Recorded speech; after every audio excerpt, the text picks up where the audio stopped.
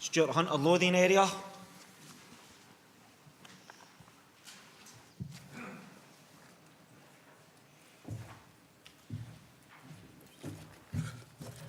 Stuart Hunter, Delegate 57, Lothian. Good afternoon, colleagues. It's really good to see you all again here at Congress.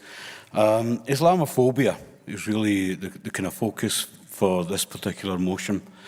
Part of the reason that I felt it was important is because there has been a culture that's been created that we really need to be concerned about in education. If you actually think about the government's prevent strategy, that prevent strategy has demonised and marginalised the Muslim community.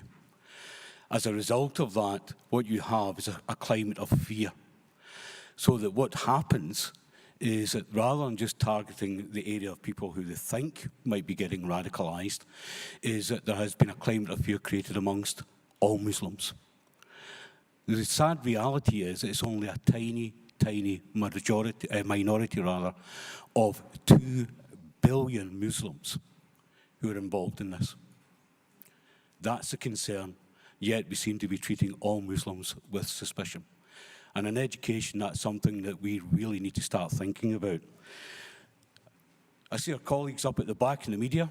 I think the media have a significant part to play in this. Islamic terrorist is a term that we've all become very, very familiar with. Yet I would suggest to you that in itself is an oxymoron. Islam, when it's translated, in its first instance means submission. It's then, as part of submission, means peace. Peace with themselves, and at peace with the world, and at peace with their God, Allah. A terrorist uses fear to gain a political end. I ask you, ladies and gentlemen, is there such a thing as a peaceful terrorist? Yet that is what the media has created, contributing to the culture of fear and Islamophobia. When we think about that and the information that's available, we have to be concerned about what is available in the classroom and what training teachers get with regard to how we treat Muslims and how we speak about Islam in general. I'm going to give 3 examples here.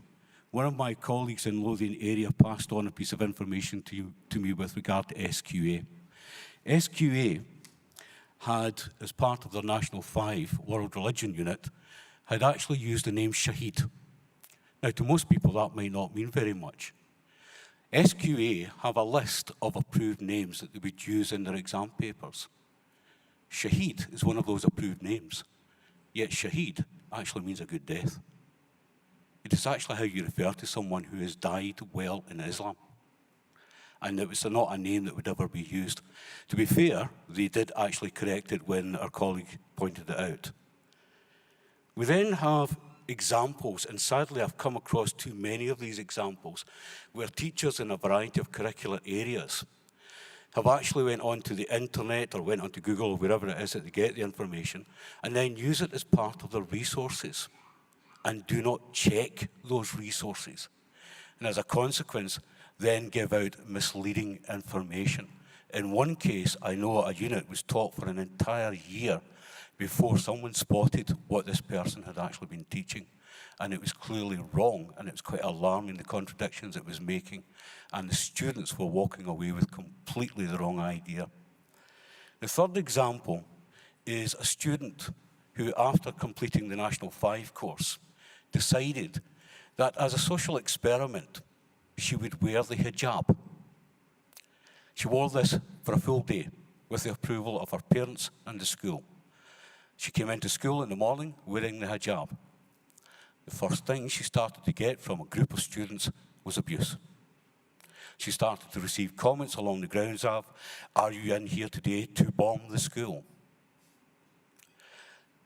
Teachers even questioned why she was bothering. She said, "Oh, have you become a Muslim? Why are you wearing the hijab?"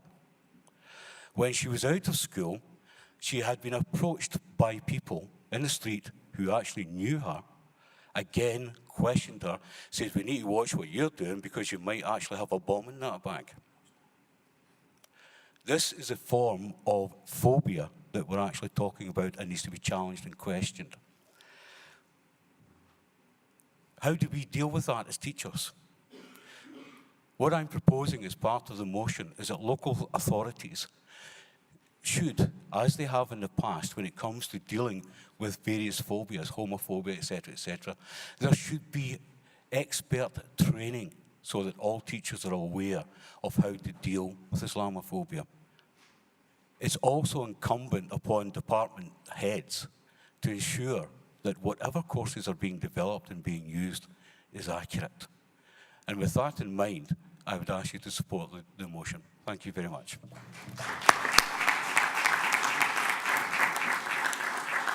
Do we have a seconder for that motion?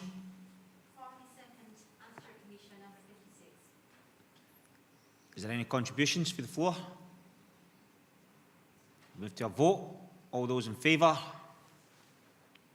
All those against? Abstaining?